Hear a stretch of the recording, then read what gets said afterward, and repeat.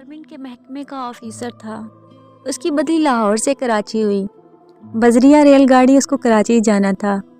چنانچہ وہ اسٹیشن پہنچا اور ٹکٹ خرید لی۔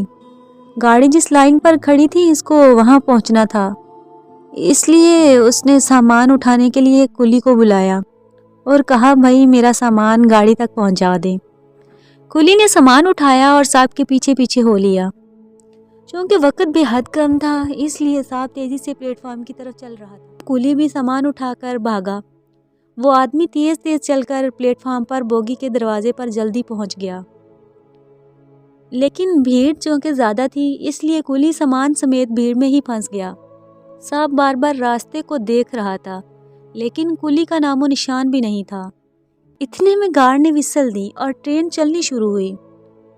صاحب اس پر چڑھ بھی نہیں سکتا تھا کیونکہ پیچھے اس کا سامان رہ جانا تھا۔ بالآخر اس کو ٹرین چھوڑنی ہی پڑی۔ گاڑی سے رہ جانے کی وجہ سے صاحب کو بہت افسوس ہوا کہ میرا پروگرام سارا مس ہو گیا۔ گاڑی دور جاتی رہی اور مسافر ہاتھ ہلا ہلا کر اپنے عزیزوں کو رخصت کرنے لگے۔ جب پلیٹ فارم میں لوگوں کا رش کم ہوا تو سامنے سے کولی پسینے سے شرابور سامان اٹھائے ہوئے صاحب کی طرف بڑھتا ہوا دکھائی دیا۔ کولی قریب آیا تو اس کے چہرے پر افسوس اور شرمندگی کے واضح آثار موجود تھے۔ صاحب مجھے معاف کر دیں، میں نے وقت پر پہنچنے کی بہت کوشش کی لیکن بھیڑ زیادہ ہونے کی وجہ سے میں اس وقت پہنچ نہیں پایا۔ صاحب کو غصہ تو بہت آیا لیکن سوچا گاڑی تو ویسے بھی مس ہو گئی ہے، اب اگر میں اس کولی کا قتل بھی کر دوں تو بھی گاڑی نے آنا تو ہے نہیں، لہٰذا غصہ ہونے کا کوئی فائدہ نہیں۔ کوئی بات نہیں، اللہ کو ایسے ہی منظور تھا تو ایسے ہی ہونا تھا، اس کی مرضی کو کون ٹال سکتا ہے، چلو میں آج نہ صحیح کل چلا جاؤں گا۔ صاحب نے پیار سے مسکرا کر جواب دیا۔ جیسے ہی کولی نے یہ سنا تو اس کے چہرے پر بشاشت لوٹ آئی اور سامان اٹھا کر کہا لائے میں آپ کا سامان اٹھا لیتا ہوں، یہاں قریب ہی ریسٹ ہاؤس ہے وہاں لے چلتا ہوں۔ کولی نے ریسٹ ہاؤس میں صاحب کا سامان رکھا اور باہر نکل آیا۔ کولی کو چونکہ علم تھا کہ صاحب نے کل پھر اسی اسٹیشن سے جانا ہے لہٰذا وہ تمام رات اسٹیشن پر ہی رہا۔ اگلے دن صاحب مقررہ وقت سے پہلے ہی اسٹیشن پہنچا۔ سامنے ہی وہی کولی کھڑا تھا۔ اس نے بھاگ کر گرم جوشی سے ہاتھ ملایا جیسے کہ دونوں بہت ہی قریبی عزیز ہوں اور سامان اٹھا کر کہا صاحب آپ کی ایڈوانس بکنگ میں کرا چکا ہوں، چلیں آئیں۔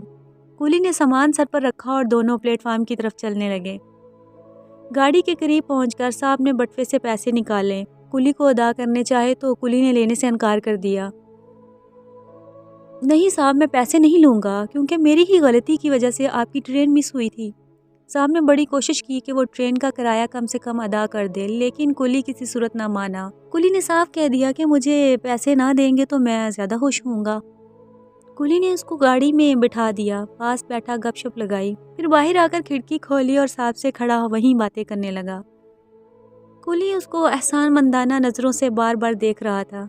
اتنے میں گاڑی سٹارٹ ہوئی۔ وہ گاڑی کے ساتھ ساتھ چل کر صاحب سے باتیں کرنے لگا۔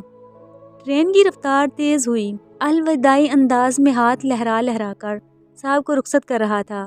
صاحب نے کھڑکی سے ہاتھ ہلا کر اس کو الوداع کا جواب دیا۔ اس کو محسوس ہوا کہ اس محبت مان اور چاہت سے تو کسی اپنے نے بھی اس کو رخصت نہیں کیا تھا۔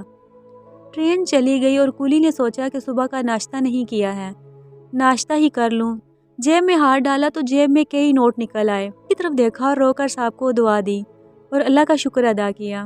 صاحب نے اس کو محسوس کیے بنا ہی 3000 روپے اس کی جیب میں ڈال دیے تھے۔ 20 سال بعد صاحب نے اپنی ڈائری نکالی اور اس میں لکھا اس کولی کی وجہ سے لیٹ ہونے کا جو غم تھا وہ تو رات کو ہی ختم ہو گیا تھا، لیکن اس کی محبت بھری الوداعی نظر آج 20 سال گزر جانے کے بعد بھی میرے دل میں ٹھنڈک پیدا کر دیتی ہے۔